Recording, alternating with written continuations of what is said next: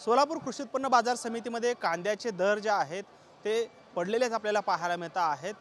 खरं तर गेल्या अनेक दिवसांपासून कांद्याची आवक जी आहे ती घटलेली पाहायला मिळते आणि एकंदरीत बाजाराच्या नियमानुसार आवक घटल्यानंतर दर जे आहेत ते वाढणं अपेक्षित असतं। मात्र गेल्या महिनाभरापासून कांद्याचे दर जे आहेत त्या ठिकाणी कमी होत चालल्याचं चित्र पाहायला मिळत आहे। खरं तर आवक देखील घटत चाललेली आहे आणि त्याचबरोबरीनं दर देखील घटत चाललेले आहेत। त्यामुळे एकंदरीतच शेतकरी जो आहे तो हवालदिल झाल्याचं आपल्याला पाहायला मिळत आहे।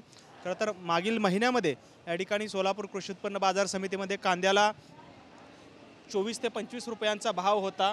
मात्र आजच्या घडीला जो आहे तो कांद्याचा भाव जो आहे तो 13 ते 14 रुपयांवरती आलेला आहे। म्हणजे निम्म्याहून हा भाव जो आहे तो घसरलेला आपल्याला पाहायला मिळत आहे। खरं तर एकीकडे उन्हाळ्यामध्ये कांद्याची आवक घटलेली आहे, असं असताना देखील या ठिकाणी दर देखील घटल्याचं चित्र पाहायला मिळतं आहे। त्यामुळे याचा फटका जो आहे तो थेट शेतकऱ्यांना जो आहे तो बसत आहे आणि त्यामुळेच शेतकरी कुठेतरी हवालदिल झाल्याचं चित्र पाहायला मिळतं आहे। खरं तर आंध्र तेलंगणा या भागातून मोठ्या प्रमाणात कांदा जो आहे तो इथे येत असतात। त्याचबरोबर तिथले व्यापारी जे आहेत ते देखील सोलापूर कृषी उत्पन्न बाजार समितीमध्ये येतात।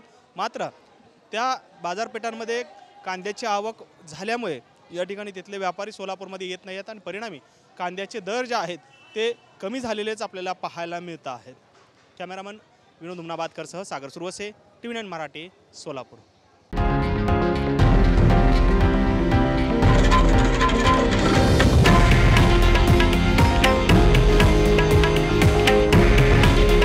हे आहे देशातील नंबर 1 न्यूज नेटवर्क आणि आपण पाहत आहात TV9 मराठी। काळजी तुमची, हित महाराष्ट्राचं।